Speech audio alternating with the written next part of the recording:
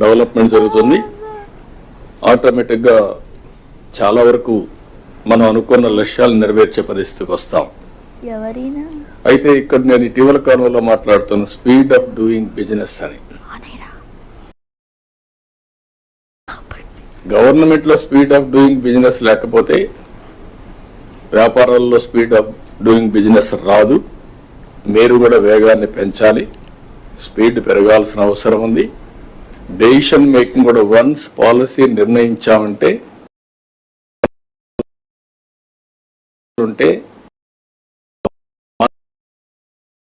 మన రాష్ట్రానికి పెట్టుబడులు ఏ విధంగా రావాలో పోటీ పడుతున్నాం. ఒక ఇన్వెస్ట్మెంట్ వచ్చింది, వాళ్ళు నెట్వర్క్ చేస్తున్నాం. ఈరోజు అమెరికాకు పోయి గూగుల్ ఆఫీసులో కూర్చోవాల్సిన అవసరం లేదు మనకు. ఎందుకు వెళ్తున్నాం? వాళ్ళని అట్రాక్ట్ చేయడానికి. ఈ ఊరు కాకపోతే పెట్టుబడిదారులకి ఇంకొక ఊరు అవుతుంది. కానీ అలాంటప్పుడు మనం కూడా ప్రోయాక్టివ్గా ఉంటే వస్తారనే ఉద్దేశంతో ఇవన్నీ. మీరు కూడా అలాంటి కలెక్టర్స్ అంతా మీరు పోటీ పడాలి. క్లియర్ కట్గా ఎస్టాబ్లిష్ చేస్తున్నాం.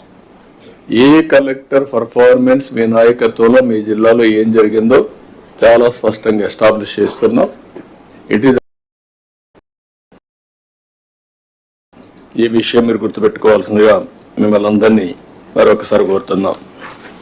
అయితే మీరు మేము అందరం సమీక్ష చేసుకోవడానికి ఈ మీటింగ్ పెట్టుకున్నాం. నేను ఇంత మునిపే చెప్పాను, ముఖ్యమంత్రిగా 4వసారి నేను. కానీ మొట్టమొదటిసారి ఈరోజు నేను ఇబ్బందుల్ని చూస్తున్నా. మామూలు ఇబ్బందులు కాదు, ఊహించని ఇబ్బందులు. మినిస్టర్ చెప్తున్నాడు 10 లక్షల కోట్ల రూపాయలు బకాయిలు,